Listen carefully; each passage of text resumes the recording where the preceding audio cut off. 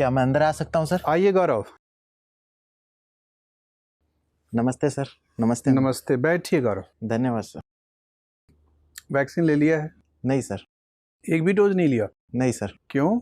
Sir मैं corona positive हो गया था, तो उसमें गाइडलाइंस आई हैं कि 3 मंथ के बाद ही आप वो वैक्सीन लगा सकते हैं, इसलिए सर मैंने अभी तक वैक्सीन का डोज नहीं लिया। अच्छा, ये बताया, अगर कोरोना पॉजिटिव आदमी 1 महीने के अंदर ही वैक्सीन लगा ले जी सर। तो क्या क्या दिक्कतें हो सकती हैं? इसमें सर जो पॉसिबल जो कंसिक्वेंसेज हो सकते हैं, उसमें सर पहला है कि सर जो वायरल डोज बॉडी के अंदर है और वैक्सीन के थ्रू भी जो वायरल डोज डाला जाएगा, तो उससे सर कुछ कॉम्प्लिकेशंस आ सकते हैं सर, मुझे ऐसा लगता है।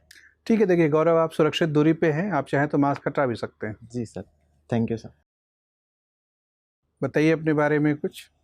जी सर, मेरा नाम गौरव है। मैं राजस्थान के चूरू ज़िले का निवासी हूँ। सर मैंने अपनी प्रारंभिक शिक्षा चूरू ज़िले से ही की है। उसके पश्चात सर मैंने माइनिंग इंजीनियरिंग में ग्रेजुएशन किया है IIT BHU से। कबड्डी खेलना सर मेरी हॉबी है। राजस्थान के प्राचीन खेल चरबर में मेरी सर विशेष रुचि रही है। राजस्थान प्रशासनिक सेवा में सर मैंने 12वां स्थान हासिल किया है और UPSC में मेरा ये प्रथम प्रयास है सर। वेरी गुड, बधाई हो। बनारस में आप रहे हैं 4-5 साल तक। जी सर। बताइए बनारस की क्या खासियत है? कुछ इस तरीके से बताइए ताकि जो कभी गया ना हो उसके मन में लालच पैदा हो जाए कि एक दफ़ा बनारस का दर्शन कर लिया जाए। सर जो बनारस है सर, मैं उसकी सर 4 बातें बताना चाहूँगा जिससे सर किसी को भी सर बनारस में इंटरेस्ट पैदा हो जाएगा सर। सर सबसे पहले सर ये कल्चरल कैपिटल है ये पूरे भारत की, जिसमें सर जो बुद्धिज़्म, हिंदुज़्म, जैनिज़्म, इनके सर जो रूट्स हैं वो उस जगह से लगे हुए हैं सर। दूसरा सर मैं बताना चाहूँगा सर, जो बनारस है सर, वो उसको गलियों का शहर कहा जाता है। एक प्राचीन शहर है जिसमें जो प्राचीन जो किस तरीके से जीवन शैली जी जाती है उसके बारे में सर पता चल सकता है। तीसरा सर मैं जो गंगा है और उसके जो घाट हैं और उसके अराउंड जो कल्चर डेवलप हुआ है वहाँ का, सर मैं उसके बारे में भी बताना चाहूँगा। चौथा सर जो वहाँ पे जो संगीत है, ध्रुपद संगीत के जो प्रोग्राम होते हैं और जो वहाँ का लोकल हैंडीक्राफ्ट है और जो बाकी दर्शनीय स्थल हैं सर, जैसे वहाँ पे संकट मोचन बालाजी का मंदिर है, दुर्गा कुंड है, विश्वनाथ का मंदिर है, तो सर ये सब चीज़ें सर काफ़ी अट्रैक्टिव हैं बनारस के बारे में। अच्छा, आपके इस पूरे विवरण में बनारस की गंगा जमुनी संस्कृति का इशारा नहीं मिला। ये इत्तेफाक है या किसी खास मनोवृत्ति का सूचक है?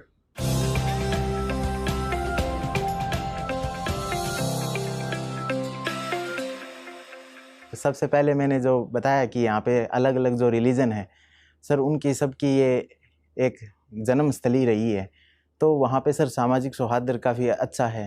अच्छा, बनारस आपने कहा गलियों का शहर है, लेकिन कुछ लोग कहते हैं बड़ा गंदा है, स्वच्छता का ध्यान नहीं रखा जाता, जबकि इसे एक जापानी शहर का कि सहोदर शहर कहा गया था, सिस्टर सिटी कहा गया था।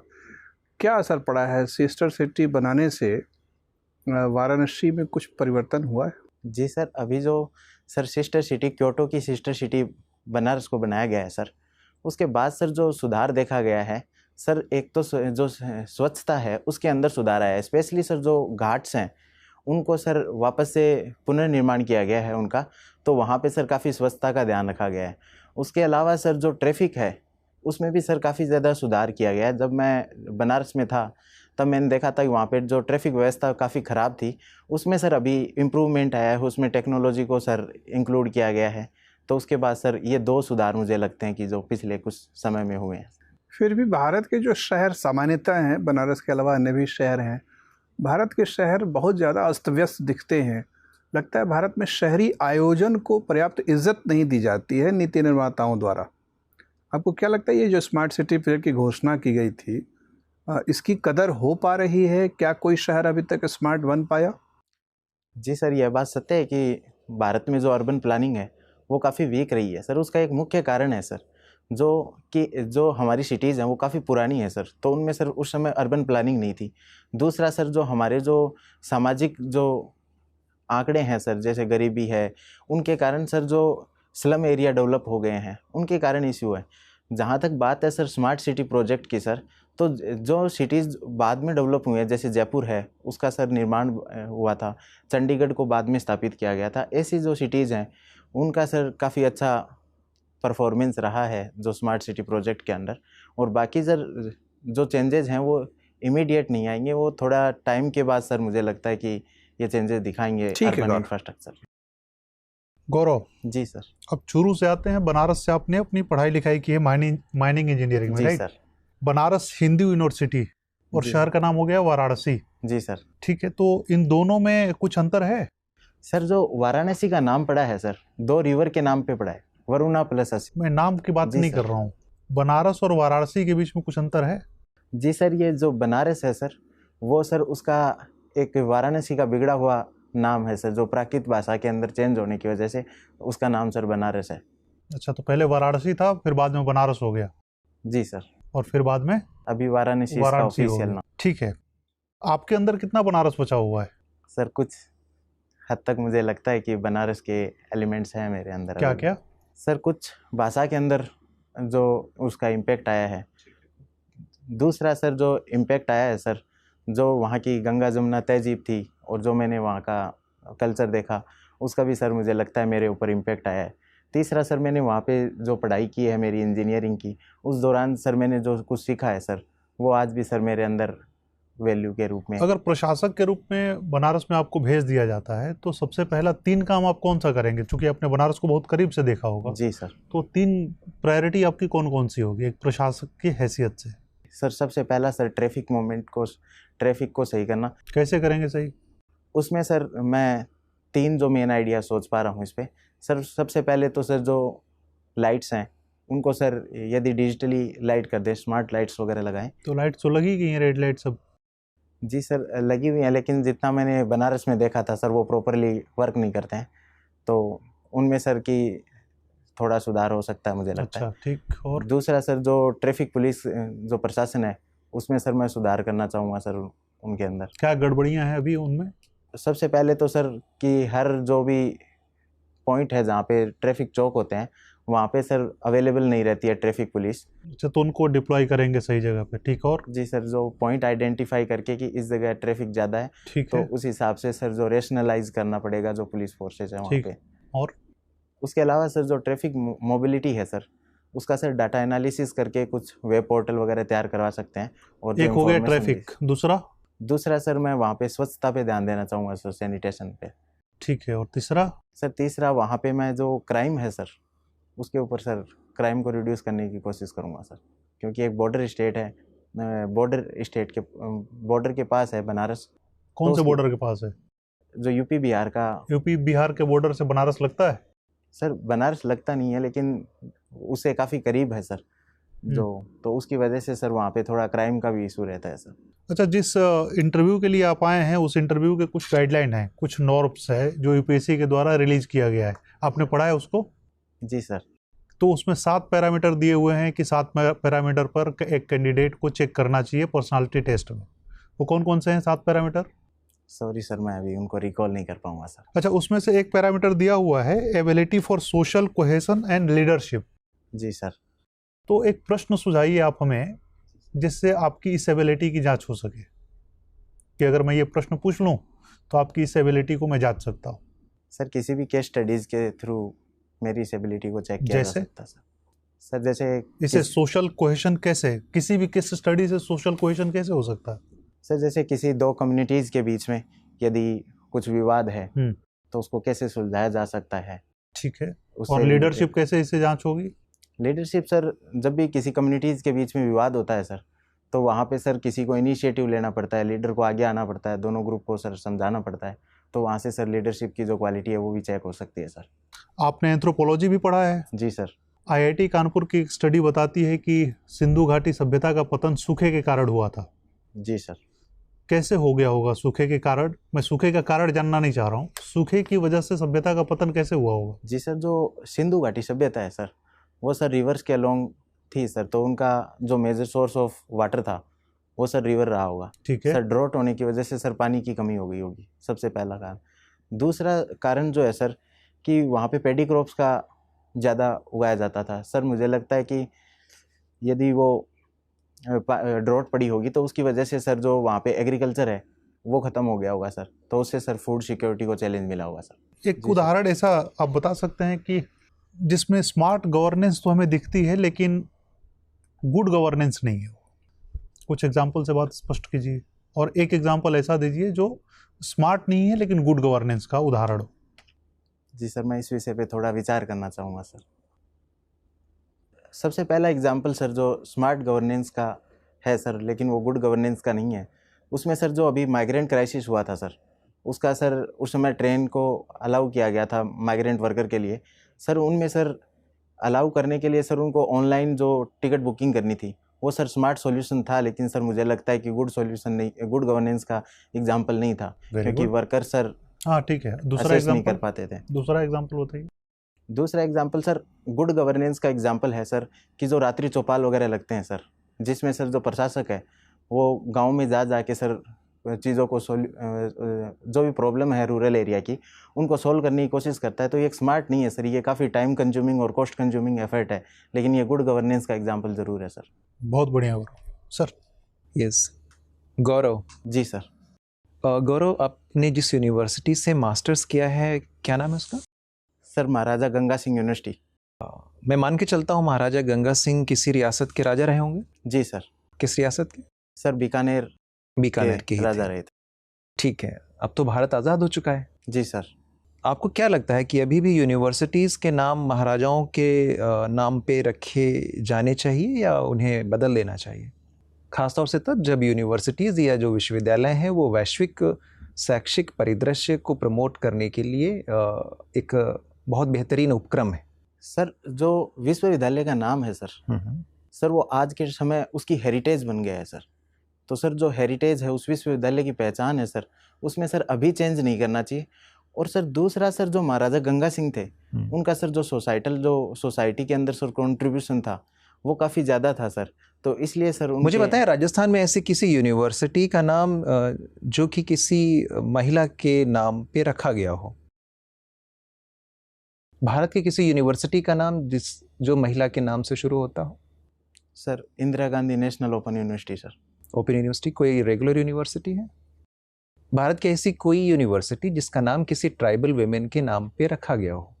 सॉरी सर, क्या उनका योगदान भारत राष्ट्र के विकास में नहीं रहा होगा?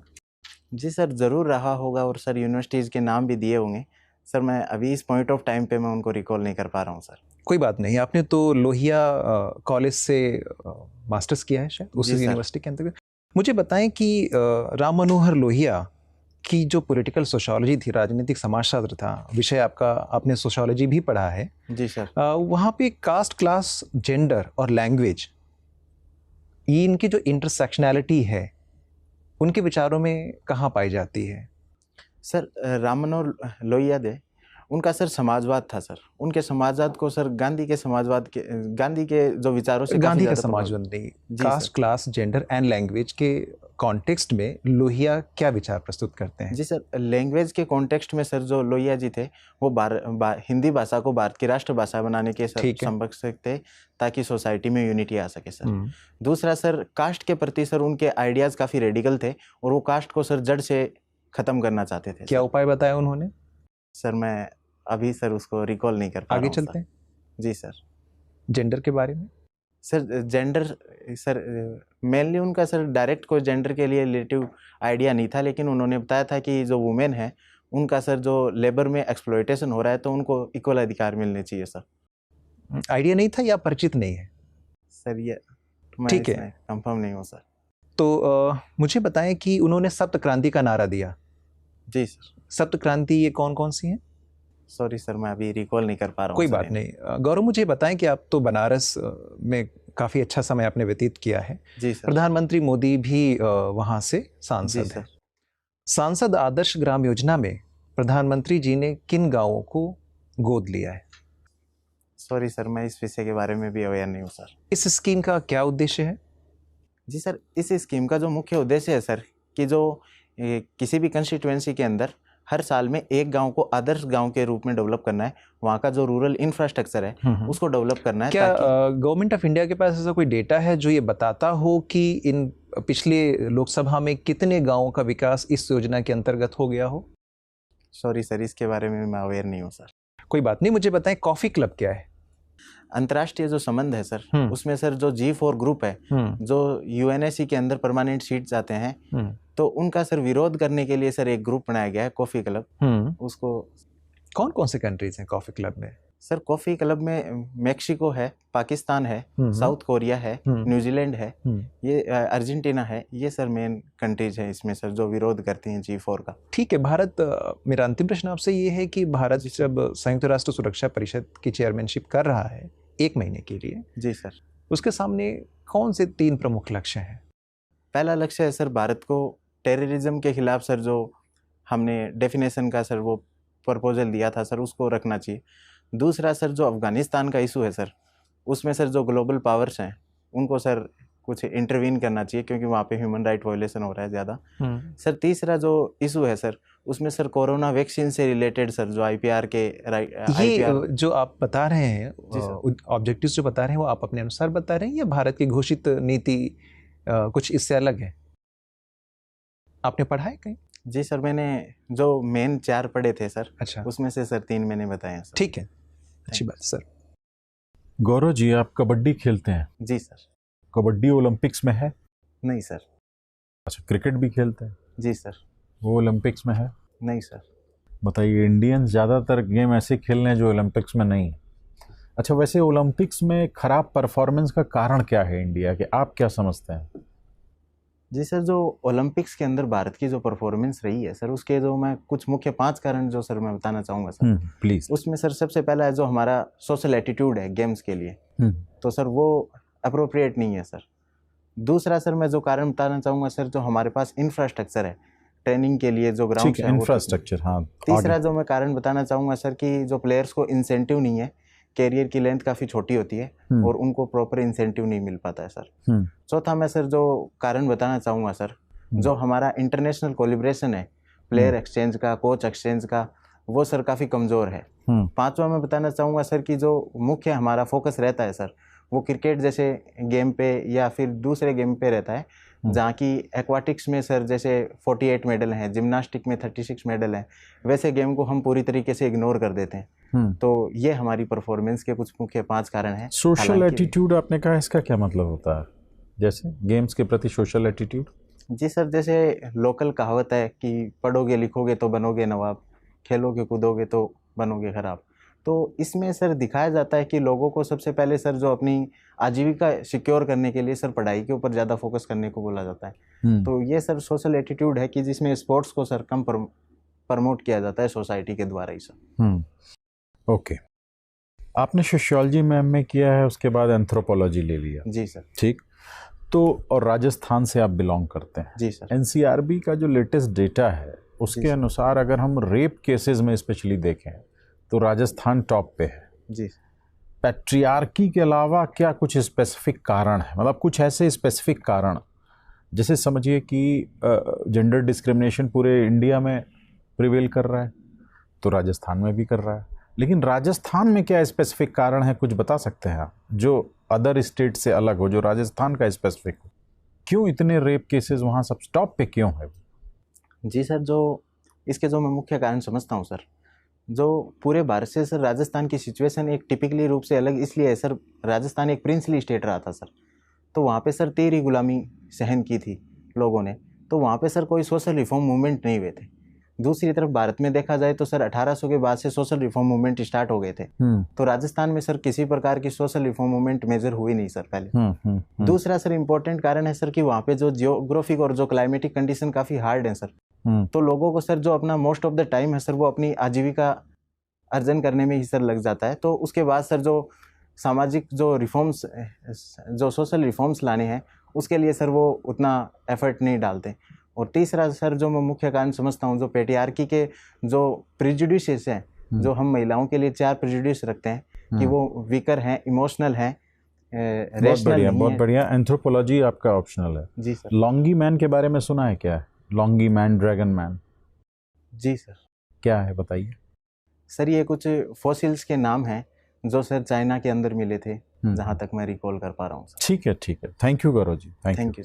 गौरव जी मैम, मुझे ये बताइए कि भारत की अर्थव्यवस्था के सामने सबसे बड़ी 3 चुनौतियाँ इस वक्त क्या हैं? जी मैम, जो मुख्य 3 जो चुनौतियां हैं जो मैं अभी रिकॉल कर पा रहा हूँ सर, मैम सबसे पहली जो चुनौती है, जो एनपीए बढ़ रहा है वापस बैंकों का, ठीक वो है। है। दूसरी जो है मैम कि जो हमारा मैन्युफैक्चरिंग सेक्टर है जो पहले से कमज़ोर था, वो मैम की लॉकडाउन की वजह से काफ़ी ठीक है। ज़्यादा कमज़ोर हो तीसरी गया।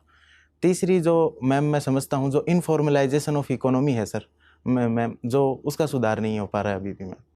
ठीक है। गौरव, आपने राजभाषा के संदर्भ में कुछ काम किया है। जी मैम। गौरव, क्या आपको लगता है कि आज के ज़माने में अंग्रेज़ी आना आवश्यक है? जी मैम, अंग्रेजी एक ग्लोबल लैंग्वेज है और इसमें एम्प्लॉयमेंट अपॉर्चुनिटी सबसे ज़्यादा है, तो इसलिए मैम कि अंग्रेजी एक आवश्यक भाषा बन चुकी है आज के क्यों जर्मन्स, चाइनीज़ ये तो अंग्रेज़ी नहीं सीखते हैं, ऐसा जी। क्यों है कि भारत में ही अंग्रेज़ी को इतनी महत्वता दी जाती है? जी मैम, उसके जो 2 या 3 प्रमुख कारण हैं। पहला है तो मैम कि हम ब्रिटिशर्स की कॉलोनी रहे थे, तो उन्होंने इंग्लिश को जो प्रमोट करना स्टार्ट किया था 1800 के बाद मैम, जो 1813 के एक्ट के बाद, तो उसके बाद से मैम हमारे यहाँ इंग्लिश का प्रचलन एक तो बढ़ गया। दूसरा मैम कि जो यूएस की हेजेमनी थी, जिसमें उसकी कल्चरल हेजेमनी का एक पार्ट था कि जो उसकी इंग्लिश लैंग्वेज है उसको डेवलप किया जाए, तो उसका मैम हम हुए। तीसरा जो हमारे ग्लोबलाइजेशन और एलपीजी रिफॉर्म है, उसके बाद सर बाहर से जो एमएनसीज आई हैं और जो एम्प्लॉयमेंट अपॉर्चुनिटीज़ क्रिएट हुई, वो मैम इंग्लिश लैंग्वेज में हुई थी। अगर मैं आपको एक चॉइस दूं कि आप जी 2 मैम। लोग हैं जिन्हें आप हायर कर सकते हैं, जी मैम। एक जिसे सिर्फ हिंदी आती है लेकिन बहुत अच्छे से हिंदी आती है, जी काम में भी सक्षम है, दूसरा जिन्हें हिंदी अंग्रेजी दोनों आती है लेकिन काम में ठीक ठाक है, आप किसका चुनाव करेंगे? मैम, जो मेरा जिस प्रोफेशन के लिए मैं जो सिलेक्शन कर रहा हूँ, उसके लिए जो अप्रोप्रिएट नॉलेज है, जो क्षमता है जिसमें भी है मैम, इर्रेस्पेक्टिव ऑफ उसको कौन सी नॉलेज आती है, मैं उसी को सिलेक्ट करूँगा मैम। चलिए ठीक है। आपके पिताजी शिक्षक हैं, जी मैम। मुझे ये बताइए क्या ग्रामीण और शहरी बच्चों की शिक्षा प्रणाली में कुछ अंतर होना चाहिए या दोनों को सेम तरह की शिक्षा मिलनी चाहिए? जी मैम, जो रूरल सेटअप है वो जो एजुकेशन का काफ़ी अलग है और उनका जो आउटकम भी काफ़ी अलग है, तो उनके लिए अलग अलग स्ट्रेटेजी होनी चाहिए मैम। क्या अलग होना चाहिए? जी मैम, जो मुख्य जो 4 बातें मैं सोच पा रहा हूँ जो अलग होनी चाहिए मैम, जो शहरी बच्चे हैं उनके पास सारा इंफ्रास्ट्रक्चर अच्छा होता है, तो मैम जो ग्रामीण इलाके हैं उनके हमें इंफ्रास्ट्रक्चर डेवलप करने की कोशिश करनी चाहिए। जैसे कंप्यूटर लैब है, जो एक्सपेरिमेंट के लिए जो केमिस्ट्री लैब, बायोलॉजी लैब है, उनको मैम डेवलप करना चाहिए।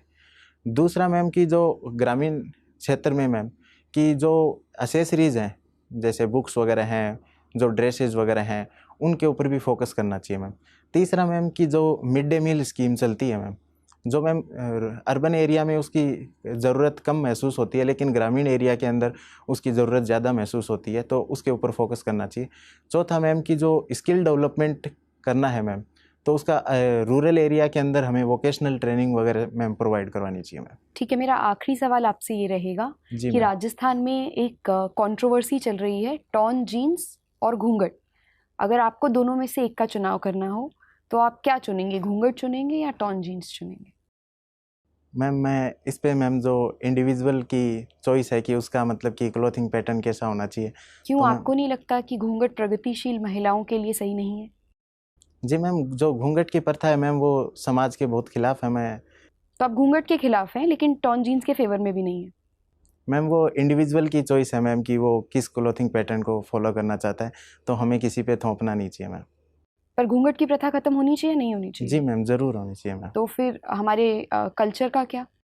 मैम जो कल्चर है मैम, वो जो यदि हम सोसाइटी में देखें, बहुत सारी सोशल इंस्टीट्यूशंस हैं मैम, तो वो एक साथ एक हारमोनी में एग्जिस्ट करती हैं। जिस समय ज़रूरत थी घूंघट की मैम, कि जो मेडिवल टाइम था, उस समय जो बाहरी आक्रांता आते थे, इसलिए घूंघट की ज़रूरत पड़ी थी। उसका उस टाइम पे कुछ फंक्शन था, आज वो एक डिसफंक्शन बन चुका है, तो उसको हमारे कल्चर और सोसाइटी से बाहर निकलना चाहिए मैम। धन्यवाद Gaurav. Thank you ma'am. Gaurav, घूंघट प्रथा मध्य एशिया में भी है, मिडिल ईस्ट में, अरब में, इराक में। क्या इसका वहाँ के स्थानीय भूगोल से कोई संबंध है? जी सर, जहाँ तक मैं समझ पा रहा हूँ सर जो वहाँ पे सर जो मिडिल ईस्ट में सर जो ट्रॉपिकल हैं और वो डेजर्ट एरिया है और काफ़ी ज़्यादा सनलाइट आती है सर, तो स्किन को बचाने के जो फेस क्या स्किन घूंघट प्रथा पुरुषों में भी है? सर पुरुषों में जो दूसरा जो मैकेनिज्म अपनाते हैं सर, वो जिसमें ना दाढ़ी और मूंछ को सर बढ़ा के अपनी स्किन को कवर करते हैं उनके जो अच्छा। रेडिएशन के खिलाफ। आपने अपने एक उत्तर में कहा था कि हमें हमारी इनफॉर्मल इकोनॉमी के वजह से हम बहुत सारी चीज़ें समस्याओं से ग्रस्त हैं। इनफॉर्मल इकोनॉमी से इतना परहेज क्यों करते हैं? आखिर इनफॉर्मल इकोनॉमी के होने से क्या क्या परेशानियां हैं? हज़ारों साल से हमारी इकोनॉमी तो इनफॉर्मल ही रही है। सर जो मेजर जो प्रॉब्लम मैं समझता हूँ कि इनफॉर्मल इकोनॉमी से क्रिएट होती हैं, सर सबसे पहला सर कि जो टैक्स कलेक्शन है सर जो गवर्नमेंट का, वो सर काफ़ी रिड्यूस हो जाता है, उसका बेस काफ़ी कम हो जाता है। दूसरी प्रॉब्लम में जो वहाँ पे सर वो जो वर्कर और एम्प्लॉय काम कर रहे हैं सर, उनको सर सोशल सिक्योरिटीज़ वगैरह प्रोवाइड नहीं की जाती। और सर उसमें जनरली देखा गया है कि जो वर्कर हैं हमारे यहाँ लेबर, जो एक्सेसिव अमाउंट में है, तो सर उनका एक्सप्लॉयटेशन भी सर किया जाता है।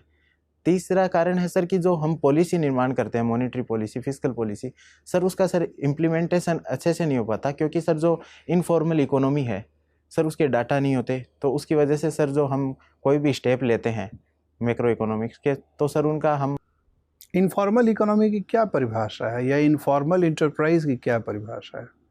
सर जहाँ तक मैं समझता हूँ सर कि उनको सोशल सिक्योरिटी नेट और फिक्स्ड इनकम जो प्रोवाइड नहीं करवाई जाती, तो सर उसको इनफॉर्मल इकोनॉमी मानते हैं, जो किसी एक्ट वगैरह के अंदर नहीं आते और अपना इनकम टैक्स वगैरह फिल नहीं करते।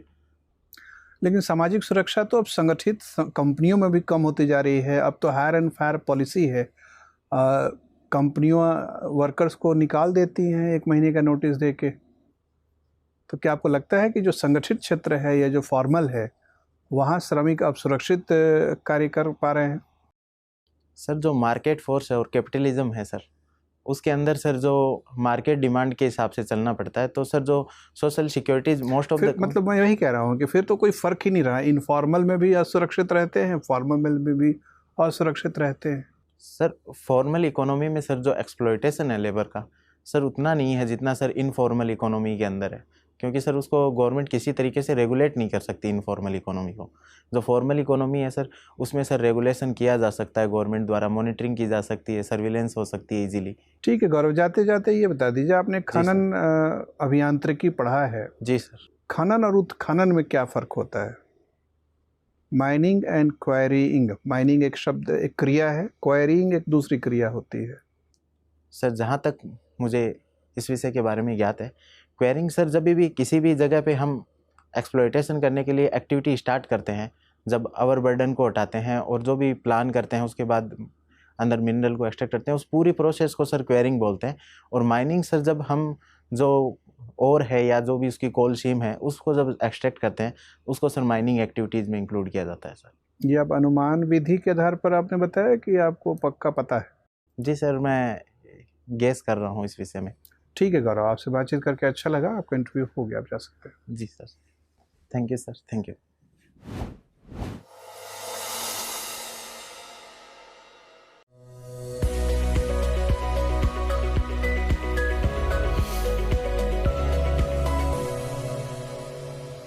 बैठिए बैठिए। Thank you sir. कैसा रहा परफॉर्मेंस? आप तो कई बार इंटरव्यू के अनुभव से गुजर चुके, निकाल लीजिए मास्क।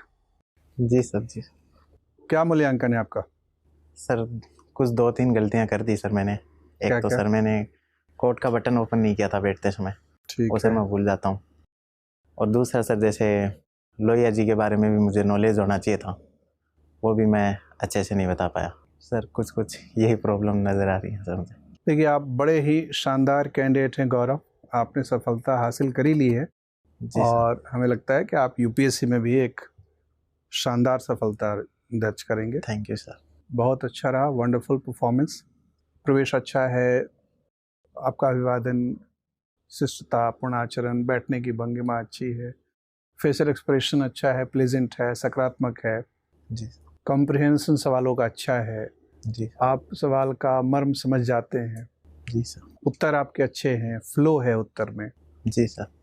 तर्कपूर्ण तरीके से आप और स्पष्ट रूप से आप बताते हैं, लॉजिकल और क्लियर एक्सपोजिशन है, thank you sir. Power of assimilation critical तरीके से है। लगभग जितने पैमाने यूपीएससी ने बताए हैं इंटरव्यू में जांच करने के लिए, वो सर। है। लेकिन एक आध चीज़ें हैं जो वीडियो 1-2 बार देखिएगा तो आपको खुद महसूस होगा। जी सर। कई बार लगता है कि आप इतने अच्छे हैं, मतलब आपका उत्तर इतना अच्छा है कि वो कभी कभी बनावटी दिखने लगता है। स्वाभाविक ना होकर वो मैकेनिकल सा दिखने लगता है। सर जैसे कि आपने किसी सवाल के जवाब में कहा कि मैं 5 कारण बताना चाहूँगा, जी सर, तो आपने उसको बताया ऐसे कि मैं पहला कारण बताना चाहूँगा महाशय ये, फिर आपने कहा मैं दूसरा कारण बताना चाहूँगा महाशय ये, जी सर, फिर तीसरा कारण बताना चाहूँगा महाशय ये। तो ये बड़ा बनावटी लग रहा था। मतलब आपने 5 बार ये वाक्य कहा, मैं बताना चाहूँगा। एक बार कह के आप उसको शैली बदल सकते थे कि सर पहला कारण मुझे लगता है ये है, दूसरा कारण ये है, जी सर, क्योंकि वो रिपीटिशन एक ही वाक्यांश का मैं बताना चाहूँगा, मैं बताना चाहूँगा, मैं बताना चाहूँगा, मैं बताना जी सर, जी सर, जी सर, वो थोड़ा सा बनावटी लग रहा था। आप सुनिएगा तो आपको खुद भी अंदाजा होगा। तो वो थोड़ा सा अटपटा लगा, उसको थोड़ा सा कर लीजिए दुरुस्त। जी सर, और जब आप इतने सारे सवालों के अच्छे जवाब देते हैं जी सर, तो बोर्ड की इच्छा होती है कि 1-2 सवालों का जवाब आप न भी दें। जी सर, आप ये कहें कि सर ये मुझे नहीं पता। जी सर, जी सर, जैसे जाते जाते खनन उत्खनन अगर क्लैरिटी नहीं थी जी सर, तो कह देते कि सर पता नहीं, ये बहुत सीधी सी छोटी सी चीज़ है शायद, लेकिन कभी ध्यान नहीं गया। बिल्कुल सर, ये आपको पता है कि बहुत सारे खनिज भारी होते हैं, मेटलिक ओर्स होते हैं तो ज़मीन में नीचे दबे हुए हैं, जी सर, और जो नॉन मेटलिक ओर्स हैं हल्के हैं, ऊपर होते हैं। जी सर, तो जिसमें बहुत लंबवत खुदाई न करने की जरूरत पड़े, ऊपर ही से इकट्ठा हो जाए, वो है उत्खनन। जी सर, तो ओपन कास्ट माइन में जो कार्य होता है जी सर, वो उत्खनन है, और अंडरग्राउंड माइन में जो काम होता है वो है माइनिंग।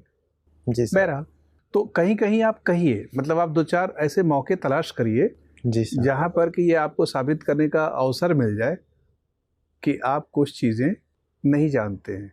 जी सर, ठीक है? इस विषय का ध्यान रखूंगा सर मैं। हैं? इस पे ध्यान रखूंगा सर मैं कि जिन पे गेस करना है वहाँ पे मना कर दिया जाए तो ज़्यादा अच्छा। हाँ, थोड़ी सी अपनी बौद्धिक ईमानदारी सिद्ध करने के लिए, ताकि ये पता लगे कि आप परिस्थितियों में स्ट्रेंथ और वीकनेस दोनों की निरक्षीर दृष्टि भी रखते हैं जी कि सर, किस समस्या के समाधान का प्रयास करना है, किसके समस्या का समाधान का प्रयास नहीं करना है।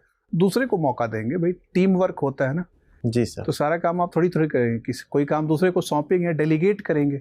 जी सर, तो जब आप कहते हैं कि सॉरी ये काम मुझे नहीं आता या ये इस सवाल का जवाब नहीं आता, तो उसमें एक छिपा हुआ रहता है कि मौका मिलने पे आप ये काम डेलीगेट करके दूसरे को देंगे। जी सर, जी सर, तो ऐसे एक आध अवसरों का फ़ायदा उठाना है, दिखाना है। यही 1-2 चीज़ें कुछ कमज़ोरी नज़र आई। जी सर, और ड्रेस भी आपका बहुत अच्छा है, लेकिन टाई का कलर सारा ब्लू ब्लू थोड़ा सा दिख रहा है। कोई सर दूसरा? ये कंफ्यूजन सब ने सर, मैं पहले मैरून और रेड पहनता था तो उसको ब्लू करवाया है सब ने। चलिए तो- ठीक है। तो उसका सर मैं 2-3 चीज़ें पूछना चाहूँगा सर। अंगूठी पहन के जाएंगे? नहीं सर, आप ये पूछिए। सबसे पहले सर मैंने मतलब कि जैसे मुझे बोलते हैं कि आप इंस्टेंट रिप्लाई कर देते हो, तो सर मैंने पॉज लेके रिप्लाई किए थे। मतलब ऐसा तो नहीं लगा कि मैं क्वेश्चंस को काट रहा हूँ बीच में? नहीं ठीक है, ऐसा नहीं लगा। जी सर। और दूसरा सर कि जो ये तरीका है कि इसके 4 कारण हैं, इसके 3 कारण हैं, ये 3 प्रॉब्लम है। नहीं, ये तरीका अच्छा है, जी सर, बस सिर्फ ये है कि एक रास्ता आ जाते हैं। अगर आप वाक्य का ढांचा एक ही रखेंगे, सेम वाक्य 5 बार बोलेंगे, तो उसमें एक रास्ता नामक एक दोष आ जाता है। जी सर, इंसान चाहता है थोड़ा सा परिवर्तन। जी सर, जी सर, अब जैसे सॉरी ही बोलना है तो बार बार सॉरी सॉरी कहने में एक रास्ता आ जाती है, तो उसको बदल बदल के कहा जाता है। भाव वही रहे, शब्द बदल जाए। जी सर। सर एक जनरली बोर्ड में पूछा जाता है जब लास्ट के समय कि आप हमसे कुछ पूछना चाहते हो क्या, तो सर ऐसे क्वेश्चन का क्या रिप्लाई करना चाहिए? देखिए, उसका ज़्यादा सुरक्षित उत्तर है कि नहीं सर, ठीक है, वो शायद वो एक ट्रैप होता है जी सर, कि कहीं किसी प्रश्न से आपके मन में कोई चिढ़ तो नहीं है, जी सर, और वो एक मनोवैज्ञानिक जांच करने के लिए सवाल का सामने रखा जाता है। जी सर, तो उसको बहुत ही विनम्रता के साथ मुस्कुराते हुए बताना है कि नहीं सर। और सर एक क्वेश्चन ये भी पूछा जाता है कि हमसे कोई ऐसा क्षेत्र छूट गया जिससे आप चाहते हो कि हम आपसे प्रश्न करें, तो लास्ट में हाँ, पूछते हैं सर। ये एक क्रिएटिव आपका डिजायर, अगर आपको लगता है कि आपके व्यक्तित्व का कोई ऐसा पहलू है जो आपका स्ट्रॉन्ग पॉइंट है, जैसे पूछा जाता है ना कि आपकी स्ट्रेंथ क्या है, आपकी वीकनेसेस क्या है, जी सर। तो आपके अपने मूल्यांकन के हिसाब से आपके व्यक्तित्व का जो मजबूत पहलू है जी सर। उसको उजागर करना चाहिए। और अगर इंटरव्यू में प्रश्नावली के माध्यम से वो नहीं आ पाया है वो पहलू, जी सर। तो वहाँ आप ध्यान आकृष्ट कर सकते हैं। लेकिन इसमें भी जोखिम ये है कि उस पर वो एग्रेसिव क्वेश्चंस आ सकते हैं। जी सर। तो आप अगर उस पक्ष पे तैयार हैं अपने आप को, जी तो सर। उसको उजागर करिए। जी सर, मैं ध्यान रखूँगा। चलिए, ऑल द बेस्ट। ठीक है, थैंक यू सर।